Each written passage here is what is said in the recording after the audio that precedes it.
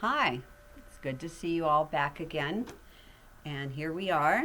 Um, and I hope that you guys are all doing well. So, we've been talking about the Old Testament, right? We started with Adam and Eve, and then their great grandchildren, and that would have been Noah and his family, and then their great grandchildren would have been Abraham. And now we're down to Abraham's grandchildren, the children of his son Isaac. Um, well, yeah, his son Isaac and then their children, sorry. Anyway, so one of them was, I guess, is Abraham's great grandchildren, sorry, aside. So his son Jacob had 12 sons. We talked about this last week. And they were a lot of different ages, but it turned out that one of the boys, one of the younger ones, he's not the youngest, but he's close to it. His dad seemed to like him best, and that might not have seemed very fair to them. And not only that, but he liked to talk a lot, and he had dreams, and he liked to talk about his dreams, which is kind of odd, too. So, anyway, last week we talked about how one of his dreams was about 12 sheets of wheat. And this is what farmers, when they cut the grain and wrap it up and get it ready for winter, then they roll it up into a thing like this, especially back in those days. So that the 11 of them were bowing down to the 12th. And they were saying, what? We're going to have to bow down to Joseph? He's our little brother. I'm not going to bow down to any little brother of mine. And they just found him really irritating. So remember that that one day when he went out and they were out in the countryside, they threw him into a hole. And that one brother wanted to come back and save him, but before he had a chance to do it, a trader who was going to the next country over to Egypt found him and took him to sell as a slave in Egypt. And then remember, we have in Egypt, he is bought by a man named Potiphar, who then Joseph works very hard for. And Joseph does such a good job that as time goes on, Potiphar puts Joseph, the slave boy that came from Israel, in charge of his household. And then remember, Potiphar's wife tried to trick Joseph and make him do something he didn't want to do, and Joseph, he wouldn't do it. And so she lied and told her husband something that wasn't true. And Joseph was put in jail, which that's a horrible thing. Joseph must have wondered what had he done wrong that he kept. But bad things happen and then good things happen. And now another bad things happen. And then he explained dreams to somebody he was in jail with. And that person told the king when the king had a dream and he didn't know what it meant. And they brought Joseph out to tell them what the dream meant. And the king was so impressed with Joseph that he became part of the king's household. And remember, the dream was that for 7 years, everything's going to go really, really well. And then for 7 years, it's going to go really, really bad. And you should get ready for that. And so the king found that Joseph was a good worker, and he ended up putting Joseph in charge of everything.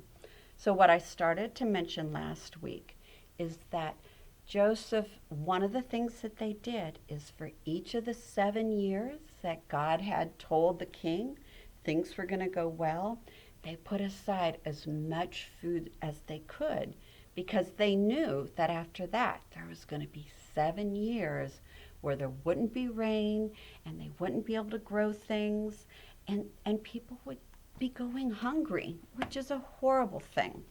So we have Joseph, who goes from being a favored son to a slave, to a favored slave, to a prisoner, to a favored person in the king's household in a different land. Well, so over the next 7 years, Joseph stored lots of food, but then the hungry time did come, and it was bad for other lands. But the people of Egypt, the king had prepared for it, and they were able to have food. Well, back in Israel, Joseph's brothers and his father and family, they were getting really hungry. They didn't have any food. And so Jacob told his sons, you need to go to, I heard that Egypt has food, and you need to go to Egypt and get food for us. So they didn't know they didn't know what was going to come. There's going to be a big surprise that's going to be coming.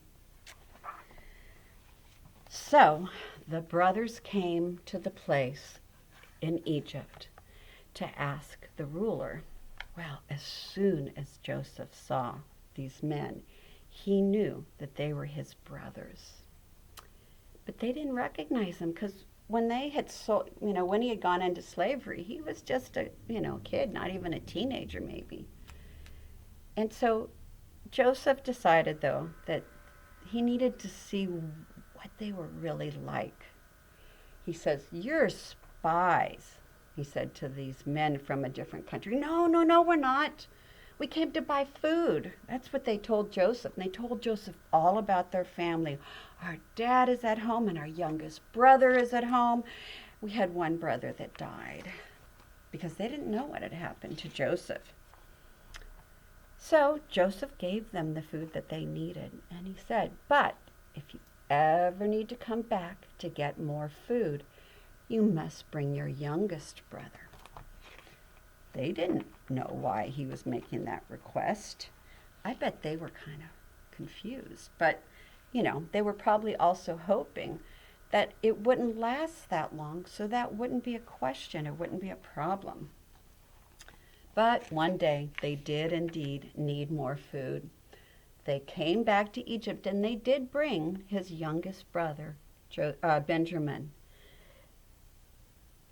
Joseph told his servants to prepare a feast for them.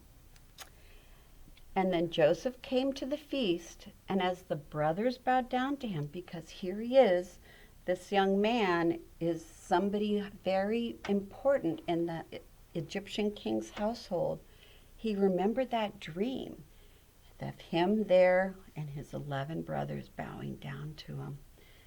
So God had given him that dream years and years ago, and he was realizing that God had answered that dream. When Joseph saw Benjamin, who had only been a baby when he had left home, he was so happy he began to cry, but he didn't want to let the others know about his tears, so he turned his back. Joseph gave his brothers the grain they wanted, but he had a trick up their sleeve. He put his cup in Benjamin's sack. Now, this was probably a really expensive, important cup. And the rule in that kingdom is whoever tried to take something from the ruler would have to be his servant forever. That meant that Benjamin couldn't go home. Well, once Joseph never came home, Jacob was so sad, and his favorite son became Benjamin, the baby. And the big brothers at that point, they didn't mind anymore because Joseph was gone. But what Joseph was looking for was to see whether his brothers would be just happy to get rid of this younger brother, or if they had changed from who they had been when they had done that evil thing to him. They begged Joseph to not keep Benjamin. They said, "Our dad will be so upset. We will all stay, but let us send Benjamin back home to our father." Joseph saw that their hearts had changed, and he said, "I am your brother. You sold me to be a slave, but God sent me here in order to save your lives. So hurry, go back home and bring our father and our families here. That's how God's people, the Israelites, came to live in Egypt. And in our Sunday school classes, we're not going to go into all the things with Moses. Usually we do. But we do know that for 400 years they stayed there. And that this too was God's plan to keep the Israeli people to grow and learn and come to love the Lord more. Well, so that was a lot. Last week's story and this week's story, there was a lot to talk about. But I do hope that you are enjoying these, and I will see you again next time. All right. Bye-bye.